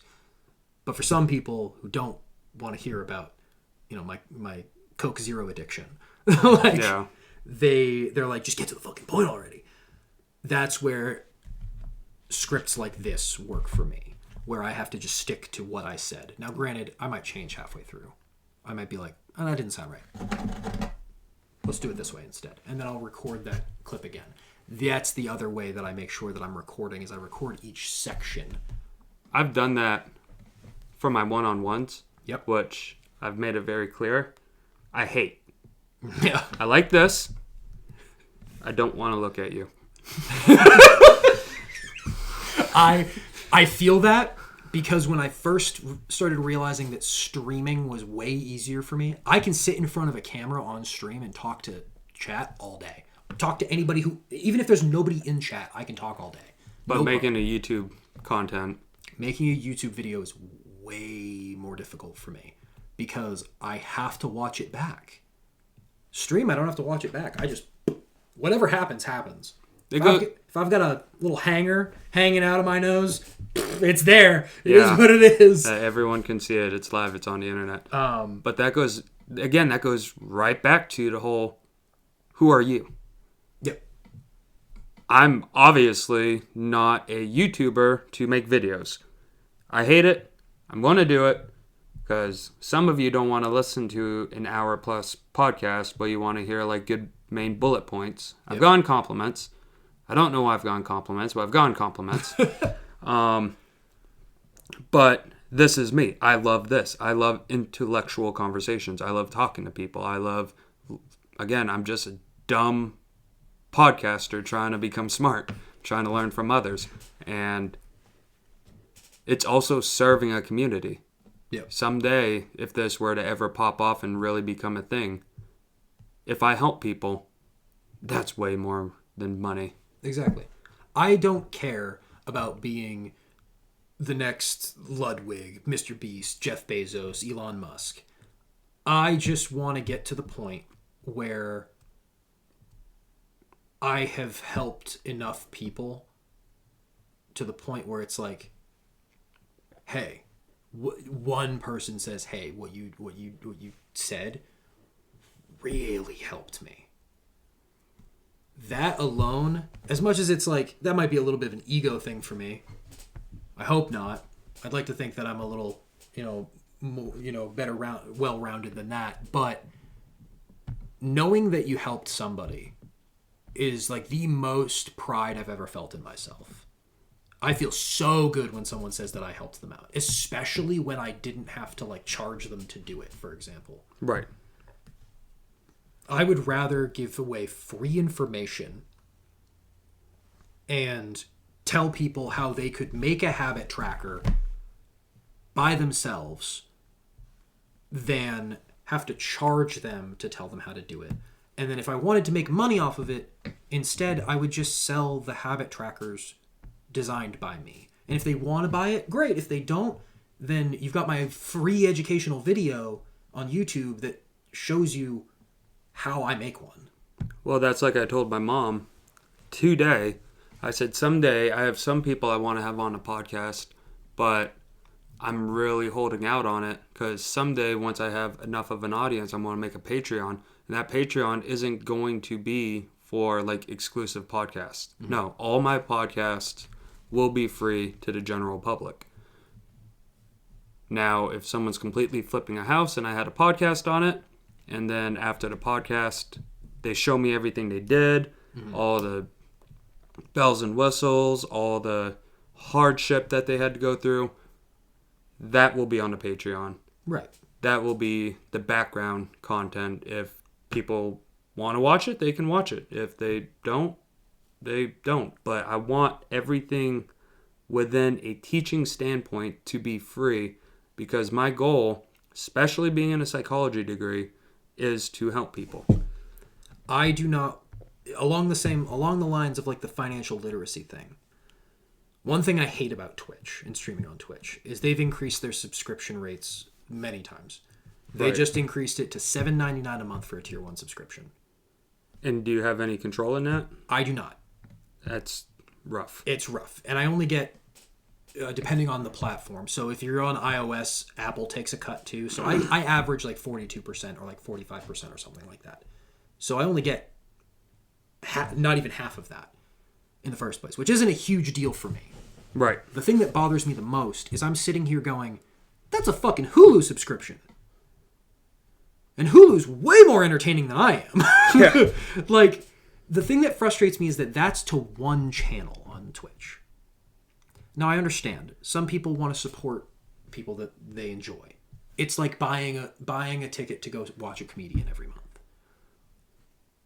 But for me, the problem that I have with that and the financial literacy thing is that there are some people out there who would buy a subscription but miss a phone payment in this world. There are some people who would do that. It's not likely, but it's like there are people There's who a would chance. Yeah, and I'm like, a quote that I wrote down that I thought of, my girlfriend lives 2.15 away from me, 2 hours and 15 minutes away from me, so I have a long drive to work with. And I wrote this down when I got home. I tend to tell Google to remind me of things. And I wrote this, oh God, where is it? I wrote this down in my journal. I refuse to make someone's life harder to make mine easier. Just popped into my head. I refuse to make someone's life harder to make mine easier. Which is where I'm not going to ask somebody to subscribe to my Twitch stream. Because $7.99 a month, realistically, again, Hulu subscription that people are probably already paying for, so it's not that much. But ultimately, if you can't afford it, don't fucking do it. Yeah. Like, I don't want to be the reason why you can't afford a bill. No chance, no shot. Realistically, when and if I get monetized on YouTube, I plan to still stream on Twitch, but I think I'm going to start transitioning a little bit over to YouTube because I have a lot more control over the YouTube memberships. You can make it 99 cents. And we've talked about this. Yeah, and I've talked about this. Fun fact, you get 70% from YouTube. YouTube does a 70-30 split. So if I make my tier 1 membership on YouTube 99 cents, then I get 69 cents. And that's funny as hell. So go subscribe to my YouTube channel and check that out for when that comes up. Anyway, just casual plug. My bad. No, I love it, man. I want everyone to plug their shit in. And the thing about that is really it's just like that 99 cents because of the fact that like I don't feel like, and this might be a self-esteem thing, self-esteem thing, and I trying to be humble. I don't feel like my information that I have and my entertainment is worth $7.99 a month. I wouldn't pay me that. Right. So I don't expect other people to pay me that. If I want something like that, I'll go write a book. Right. And that's what I would rather do. If I want people to pay me for the knowledge that I have, I would rather give them the template for free.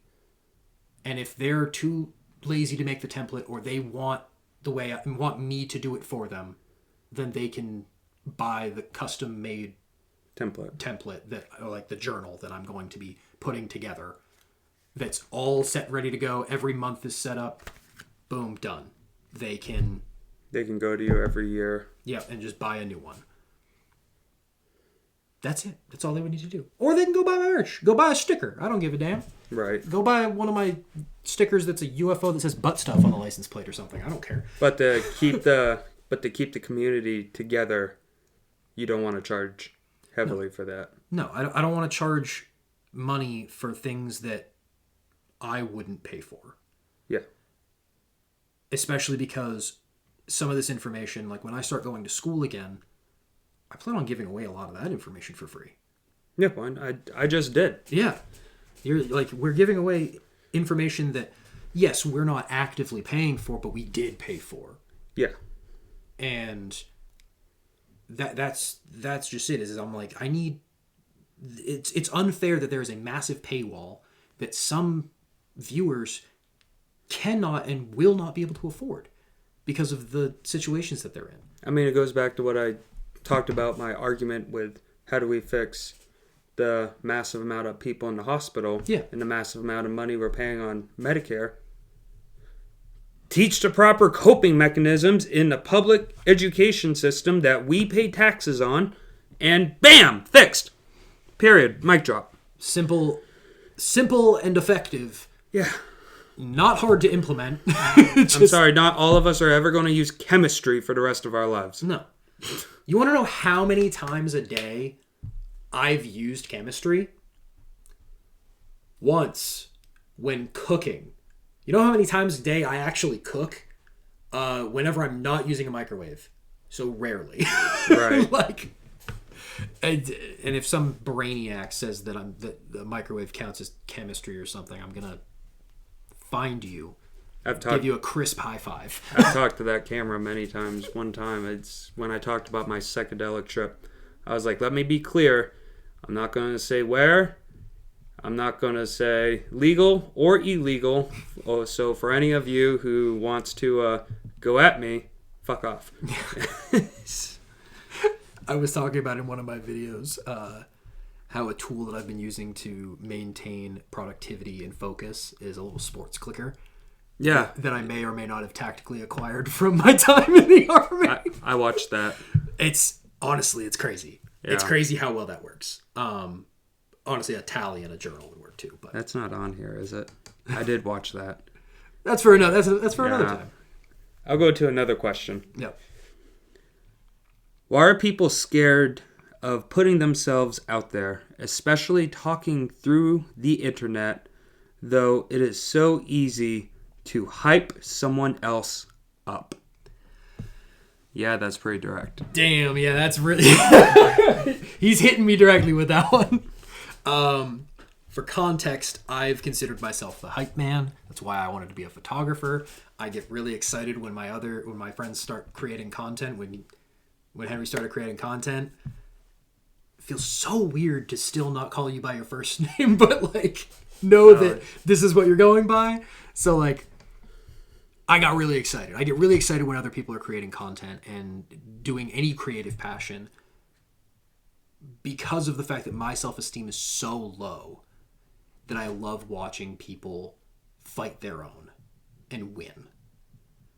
My main problem, and what I'm sure it is for a lot of people, is you get on camera or you hear your voice and you go, oh God. You wouldn't watch you. Yeah, why would somebody watch me? this guy, this 28-year-old guy with a bushy ass eyebrows and his hairline's receding and he's got 2 teeth missing, crooked as shit. Voice sounds real weird. Why would I listen to this guy? When in reality, practice is one thing. Practice really helps, where you get to the point where it's just like talking to somebody else is there. Streaming on Twitch really helped me with that. I'm going to move off a little bit into like talking to the camera specifically. Talking to the camera when streaming, I'm basically just looking at the lens but answering questions in my Twitch chat. Just pretending that the camera is someone else.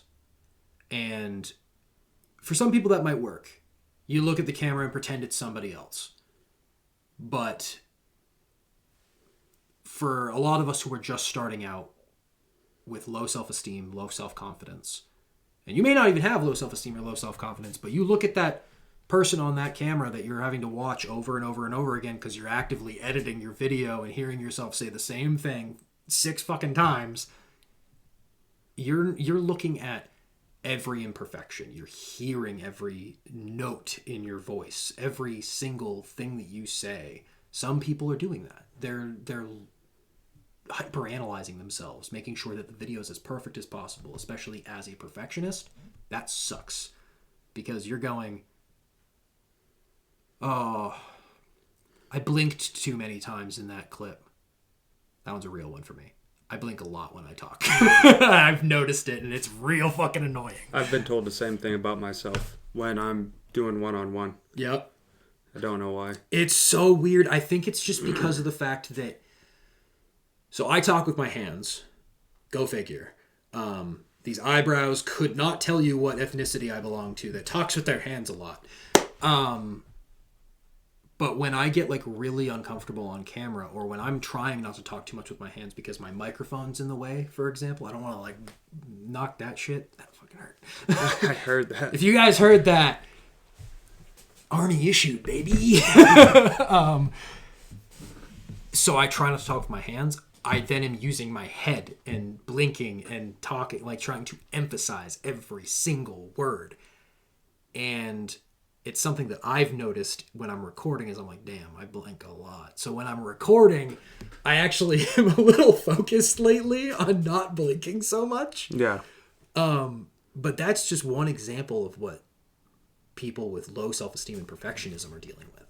I think I could put more content into this. Yeah. No one likes, especially at first, hearing their own voice. Oh, yeah. Watching their own shit. But if you cook for a group of people, and that group of people all love your food, what are you going to do? What could I have done better? This is wrong. Right. It could have been better. If you're playing football and it's being recorded and they're like, you made that play, you caught the ball, you made it all the way to the end, and everyone's like all proud of you. Mm-hmm. You're analyzing what you could have done better. Overthinking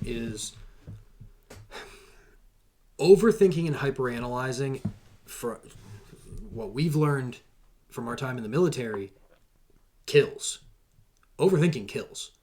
If you don't act in some situations, if you don't just act and you overthink it, you're wasting time. Now, when it comes to content, obviously it's not life or death. But if you're easily frustrating, though. It is easily frustrating, and it prevents me from it prevents me and has prevented me from creating thousands of ideas. I have lists in my phone and in other notebooks. I've got so many notebooks. I've bought more too, which is crazy. I've got so many ideas of videos that will probably never see the light of day, just because I don't feel confident enough in the fact that I am capable of giving that information because somebody else is probably better suited. But also, I'm going to hyperanalyze myself every time I'm talking about it. I'm going to be like, oh, that sounded dumb. I should probably not do that. And when it comes to like hearing your own voice, never mind the visual aspect, but hearing your own voice, which audio is 100% the most important part of like creating content. because if you look at like movies, for example, the sounds that you hear, like they have specific people dedicated to creating sounds. I don't remember what that's called, but like I think a boom person. that's somebody holding the mic. But there's people who like twist celery for like broken bones and shit. I don't remember what that's called. Leave that in the comments. But sound is so important. Music, how your voice sounds, how you convey things. If I were to tell you that I think you're an upstanding guy, and I don't disagree. I don't agree. or instead I was like, I think you're a fucking upstanding guy. The way my voice said it, like vocal range also changes things. The thing though too that you need to keep in mind is that you're going to hear your voice differently from what anybody's going to hear. And that's just science based on like, I guess the bones in your head and like you're echoing in your own skull and shit. You follow Graham Stephan on YouTube? He's a finance guy. Yes. Iced Coffee Hour. Yep. Pay attention to his voice on Graham Stephan show. Yep. And then pay attention to his voice when he's doing his podcast. You can definitely tell he's a great YouTuber because of that. Yep. He is able to, again, no one's there. It's him talking to a camera. Yep. Hate it. But he's great at it. But then he's talking like this, mellow or excited or whatever it is at the moment on his show. That is another thing, is that some people, like us, we're able to be social. We're able to talk back and forth and bounce off of each other. But a great example coming from me is I can talk to a camera on stream. I can talk to a camera and answer chat messages, no problem. But the second I'm put in a Discord chat with multiple people, even if I know these people well, I get awkward and quiet so fast. Yeah. And I don't know what that's about for me, but You're introverted. I guess. It's like there are so many factors involved when creating content that could cause you to not create content. And what I am working on is I have a script right here in this notebook that is dedicated to the concept of creating and removing friction. And issues that I have had that cause me to stop creating content or not create content at all, I've had to remove friction in areas in order to be able to make it easier, more streamlined. I've gotten it to the point where I do not put certain things on my work desk. Magic cards. No. I watched that. Yeah, that. I talk about that a little bit. I'm working on it. It's easier to support you than it is for you to support me. Me supporting you is pressing play, and so far max like 15 minutes. You support me, you better. I have been doing it, but I won't lie. I have to like go for a walk for a second, leave my phone in my room. But I do listen to most of them, and I've been really enjoying some of the people you've been bringing on too, because it's been really interesting listening to other people's. Who have you liked? So were they a couple that came on your last one, or? Yeah, Tanya and Preston. Yeah, Reynolds. so I really enjoyed their talk. That was uploaded 2 days ago. Yeah, I listened to it yesterday. That makes sense because I listened to it on the way back from Mass because it was a 2-hour 15-minute drive. 2 other veterans also served with Preston. Yep. And then the other 2 guys, Z and Miller. Yep. I listened to most of that one. I didn't get a chance to finish that one, but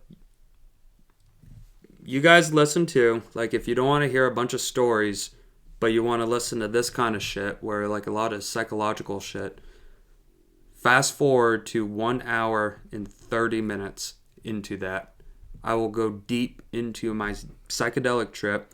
We go into trauma, running away from trauma, and a decent amount of religion. Check it out if that's what you want to listen to. I think that's right before where I didn't get to because I didn't remember you talking about the trip. So that makes sense.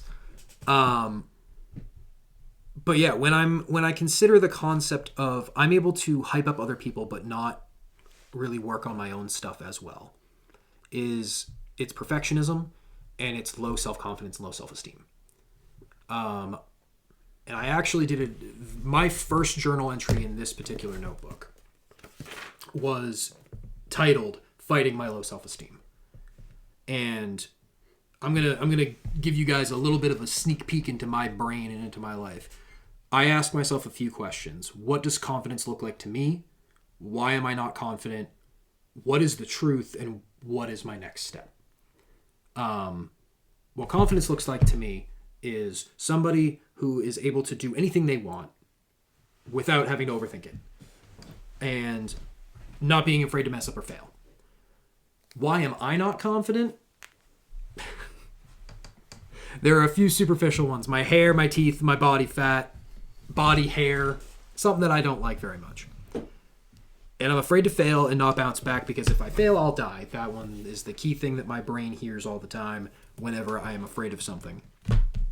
So, confidence and low self-esteem can really mess you up, especially if you're not taking the time to tell yourself, well, the reality is my hair, my teeth, my body hair, my body fat realistically doesn't matter to other people. And if it does, most likely they're dealing with their own low self-esteem and low self-confidence issues. Oh, facts. And that's just life. So I struggle a lot with my hairline because it's not bad, but it's definitely noticeable to me. Facts. And only you. yeah. It's only noticeable to me. The only thing that is noticeable to me is the fact that you no longer have the most beautiful mustache on earth. That is the only thing that's noticeable to me. Dude, I'll tell you, I started trimming Check it down. out when you see his shit and I plug it in. Go back in time a little bit. Oh man, dude, I do miss having just a mustache, but I look so much better with a beard. I started trimming the mustache down significantly because I realized you cut it like 80%. Yeah, it was a thick boy. It was my third eyebrow is what it was. But I definitely like those issues. I'm gonna struggle with them. People struggle with their self-image, but ultimately people don't typically care, and if they do, it's because they're dealing with their own. So those issues for me with self-confidence and self-esteem on camera and in audio is like, oh, okay. If other people don't care about it, I shouldn't. Ultimately, if someone has a problem with it, they're just not going to watch. And that's okay. That's one person. Alex Hormozy stated the unsubscription button is the most important button. Yep. Because there's no point in bugging someone who's just not interested. Yep. Don't be afraid when your numbers go down. That just means they're not dialed in and they're not going to support you for a long period of time. Yep. Focus on the amount of people who come in instead. And the fun and a little fact on that one too is YouTube analytics look at the number of subscribers you have that are watching your content and aren't watching your content. And they also show the unique watcher. I have people watching me.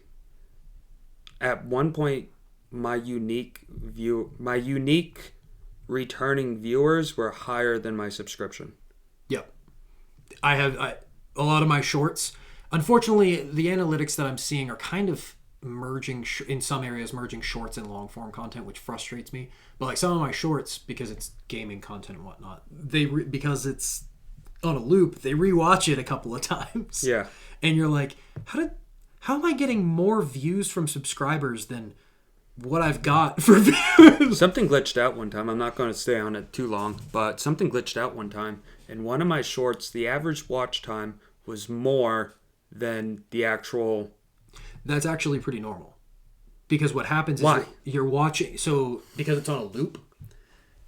Say you're scrolling through YouTube Shorts or scrolling through TikTok.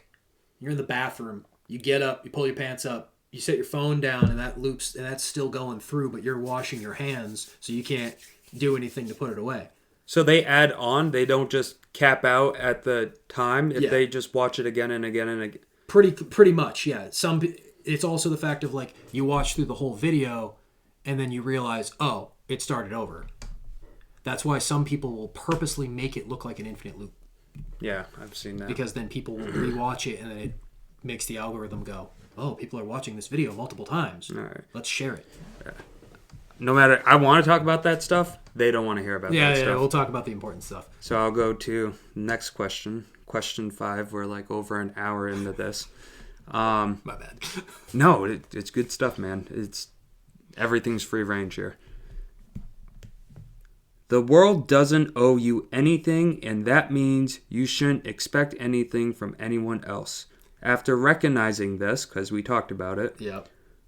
What changed within your career field in life? No, we kind of covered that.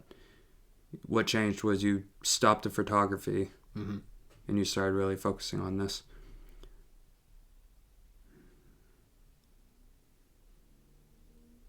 Worrying about looking stupid is keeping you from becoming great.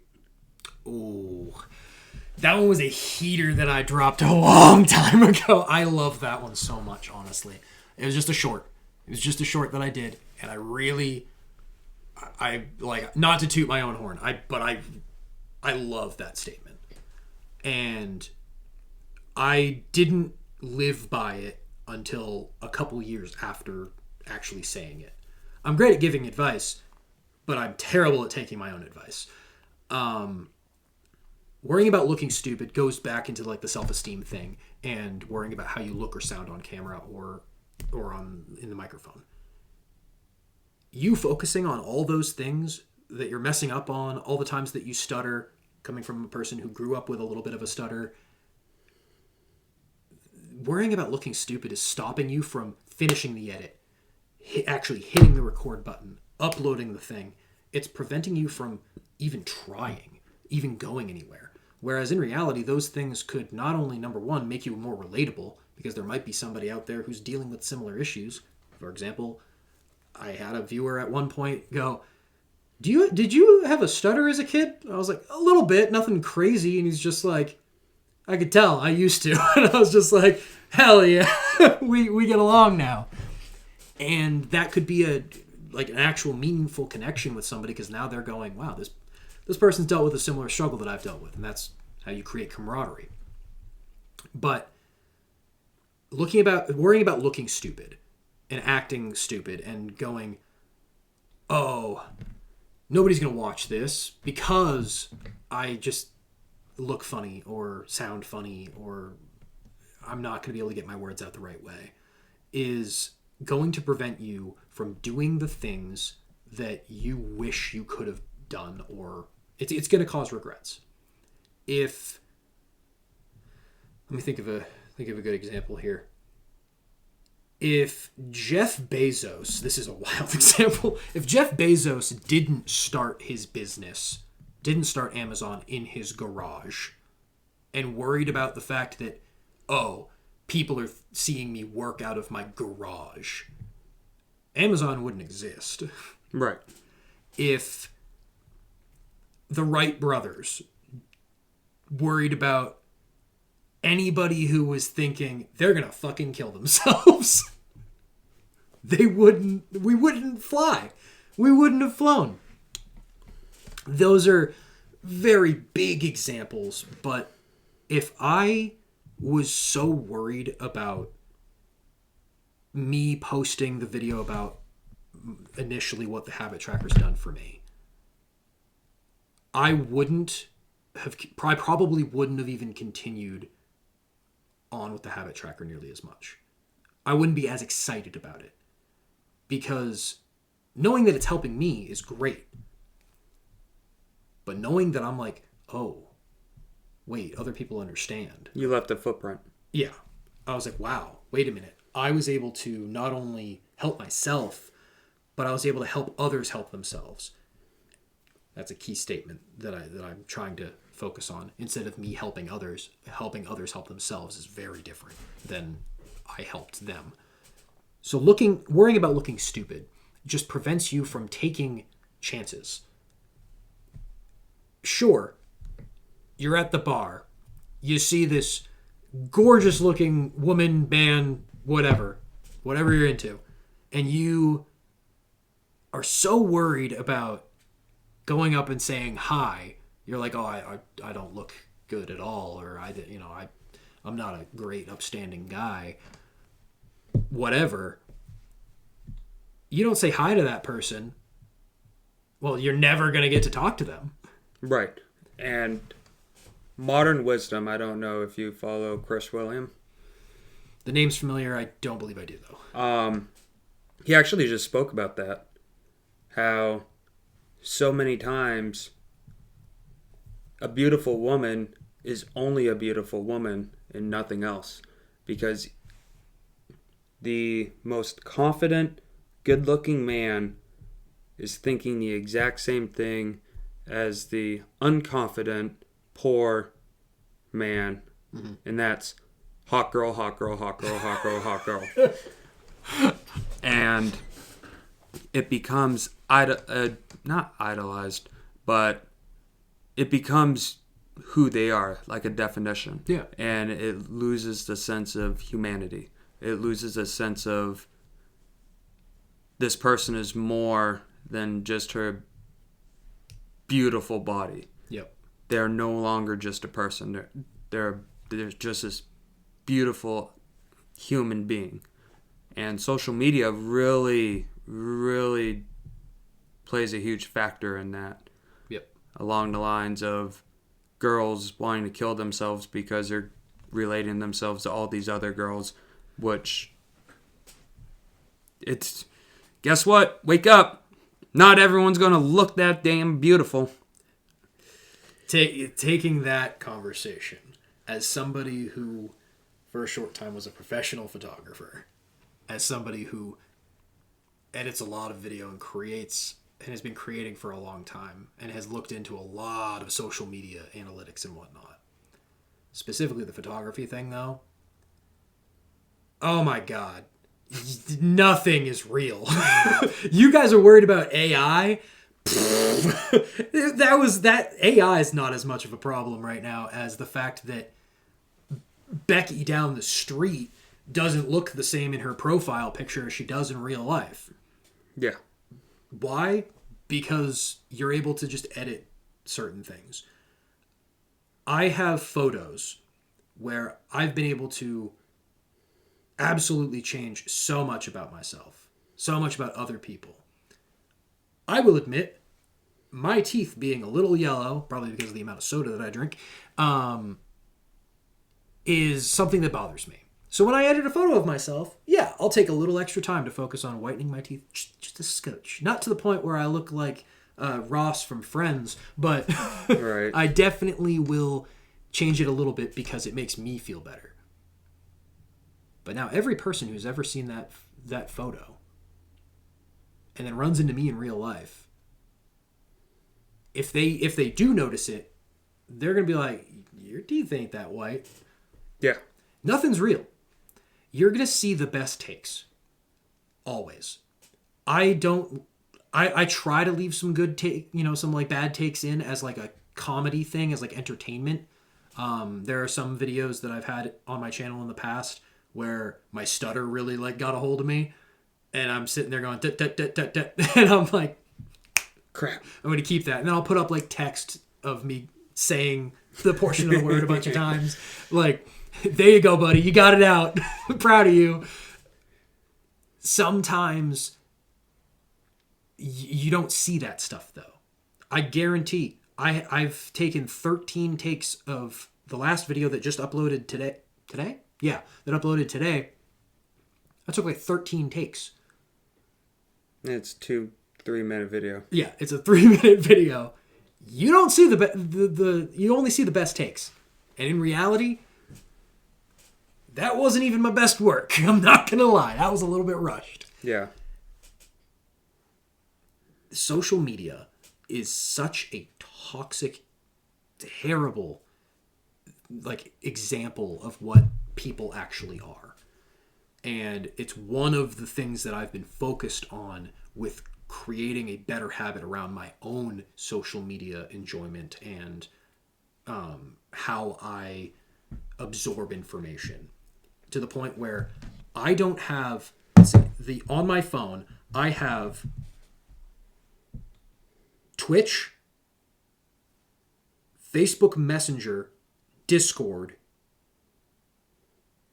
and that's it for social media on my phone. You and I have talked about this. I have removed social media off of my phone, number one, because of the fact that I get caught in the doom scroll. And it's fairly common. Many people get caught in the doom scroll, but the doom scroll itself is one of those things that really messes with me because of whether or not I have ADHD or not. ADHD paralysis is what I relate to, where I'm scrolling through and I realize, oh wow, I didn't get out of bed until 10 o'clock because I've been scrolling on TikTok this whole time. Well, this whole day is ruined now. I might as well not do anything. So one, you have a dopamine rush from all the scrolling. Yep. And then you start to go on a dopamine crash getting off TikTok. And then your serotonin and dopamine are just massacred, destroyed. Yep. Because now you're feeling guilty. Yep. And wasted all that time. So how I've tried to combat this is I have all those social media apps on my iPad. This only has Wi-Fi, so I can only access them when I'm connected to the Wi-Fi, which is usually at my house.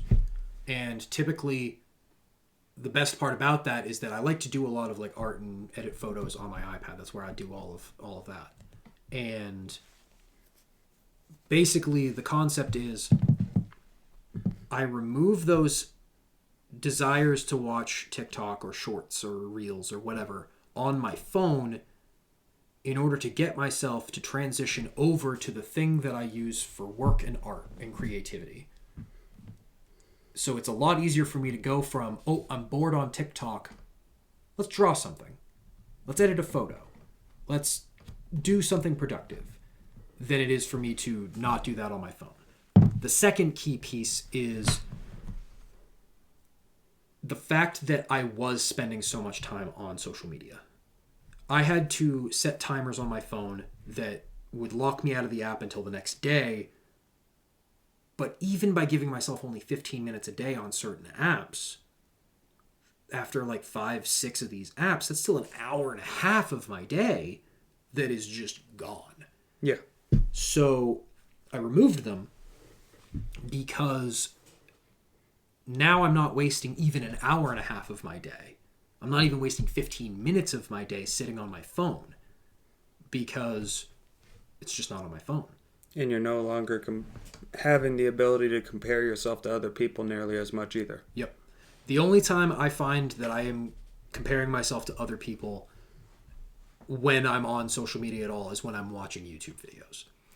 Because I use YouTube as not only a way to be able to just get some extra, like I watch like Commander gameplay, Magic the Gathering gameplay.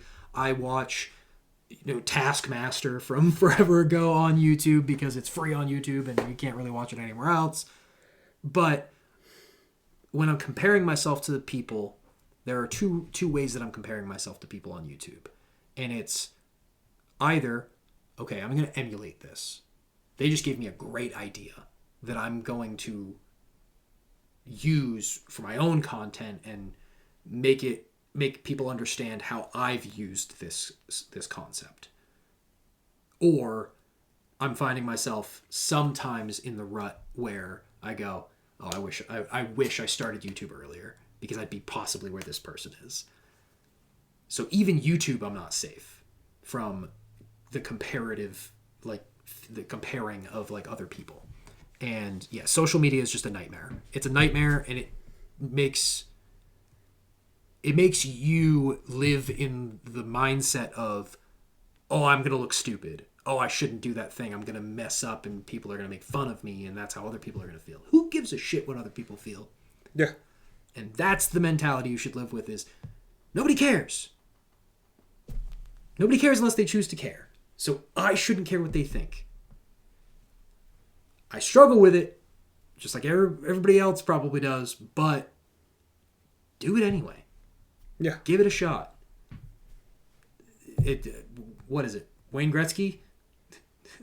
The shot. What is it? If you don't take your shot, You'll never score yeah, or something. Yeah. I don't know. Someone correct me on that one too. That was botched heavily. But yeah, it's one of those things where we didn't look at ourselves that much back then. No.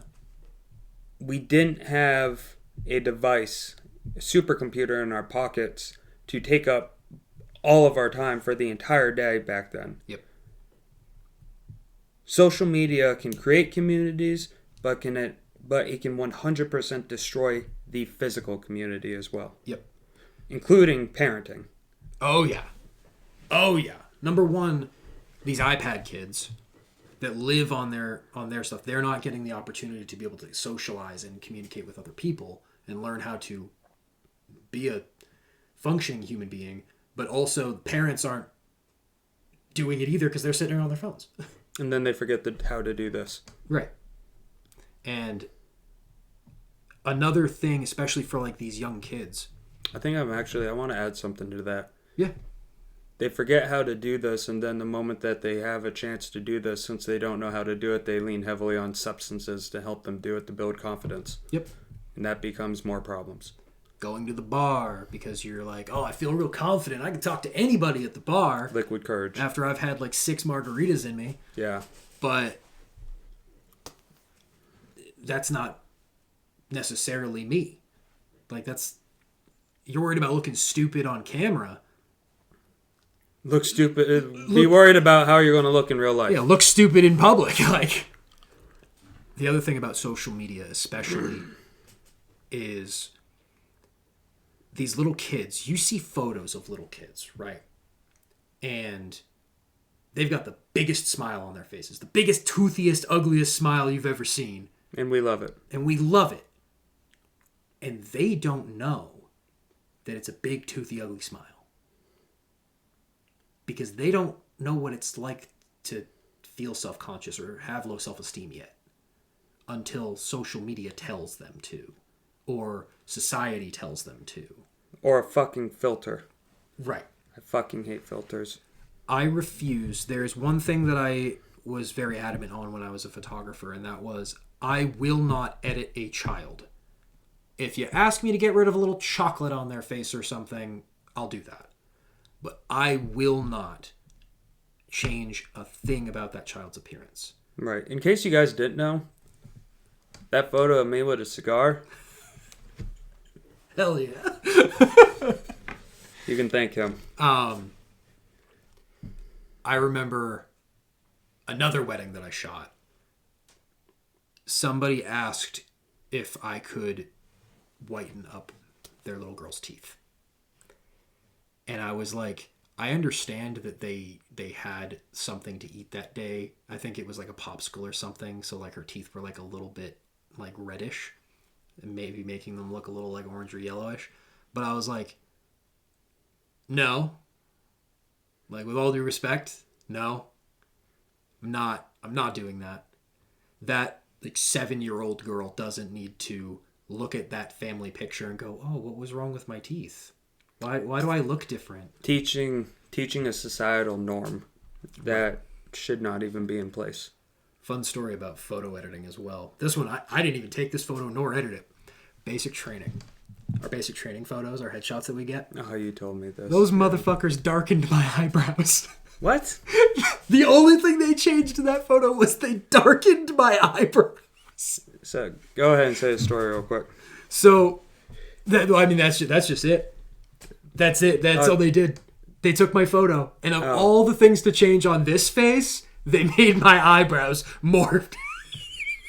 They darkened them. I was like, I'm in the bay, and I'm talking to everybody, and I'm like, we're all getting our photos, looking at everything, and I was just like,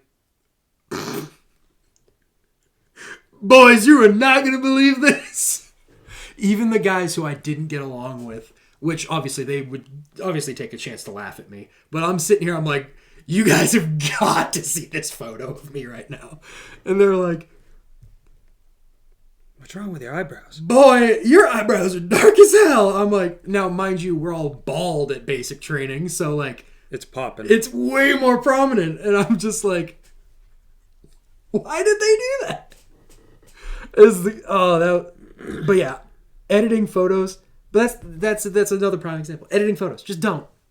Like, don't look at something on Instagram, at this girl on Instagram, at this guy on Instagram, especially, oh my God, especially gym content. You see this guy who looks fucking yoked out of his mind, and you're like, I wish I could be him. Number one, he's got a fresh pump. He's got perfect lighting. He's edited the photo. He knows the exact workout to look that pumped, because Right. you don't look that pumped doing it. You look that pumped by doing smaller reps. I'll tell you, when I was really hitting the gym during the depression phase, I was hitting like the gym 5-6 days a week. And I remember one of my buddies came into the locker room after, and he's like, "Damn!" I'm like, "What?" He goes, "Dude, who hurt you? Are you okay?" I looked in the mirror and was like, "Holy shit!" I had the craziest pump of my life, like to the point where I physically was afraid to flex because I would probably have ruptured something. And I'm not a big guy. I'm not going to toot my own horn on that, but I had a crazy pump. It was like, I've never looked like this in my life. If I had taken a photo, the lighting in that bathroom was fucking terrible, but that's not real. That's not how I look day to day. Yeah. It's definitely not how I look today. But I mean, we don't look the same before we eat breakfast as we do after we eat dinner. Right. So there are so many factors involved in I'm worried about looking stupid, and that's keeping me from doing the things that I want to do or things that will be great because of what society and social media has done to us. I grew up being a hairy guy. I'm a hairy guy. Body hair is something I've struggled with for a very long time on self-esteem levels. In reality, I wish I was told there's a lot of women out there, or a lot of men out there, or whatever you like body hair. That like a hairy guy. I was going to say, that's coming from another hairy guy. I never did I ever think anything of it.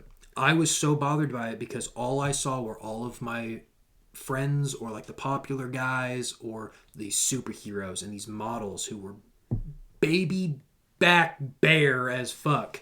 Just baby bottom skin. Words are hard right now. It's all good. We've Like, been doing this for quite a while. Clean shaven. And I'll tell you, one of the things that I had to tell a lot of my students when they started like asking about like proper grooming techniques and hygiene and whatnot was I was like, trim, don't shave. I get it. You're a hairier guy. Trim, don't shave. Yeah. Number one, you'll regret it. Number two, it's time consuming. Number three, it's not fucking realistic. Honestly, like 10 years ago, I think it was, I used to shave my armpits. And now I look back and I'm like, Yep. Why'd I do that? So part of it, I was on the swim team when I was a kid. So part of it was I was also that's shaving different. everything. Friction. But I was a kid. I wasn't like a professional swimmer. So they instilled that in me at a young age to begin with, and then self-esteem started hitting me. So I started shaving in general. And social norm. yeah, so it got really, really rough. Like I had ingrown hairs on my stomach, on my chest, on like everything, and I was just super uncomfortable all the time because of ingrown hairs, because when they start growing in, they're like sharp and stabby. Yeah. And then I just noticed that I sweat a lot more. I noticed the sweat more, was really what it was. Social media, worried about looking stupid, and low self-esteem. Realistically, most people who are healthy-minded are not going to notice anything that you're worried about. Most people are not going to see the little details that you're seeing. And my last example is I am so focused on making my content so top tier quality that I spent stupid amounts of money when I first started streaming to 2 viewers. $600 camera setup, boom, right out the gate. Got a $500 $8 setup of audio coming in for a solid today's 17 subscribers. To be fair, though, audio is way more important than video quality. And I learned that after the video quality. Yeah. So that people aren't going to notice those things. We were talking about it earlier. Most people can't tell the difference between 1080p and 4K. Right. Especially on your phone. So most people are not going to notice if one eyebrow hair is off, not on fleek. Yeah. Damn, that's a word that hasn't been used in a while. Hot second. But, sweet, man. I think we're going to wrap it up here. Go do a little showing of how I grew up. Hell yeah. Where can they find you?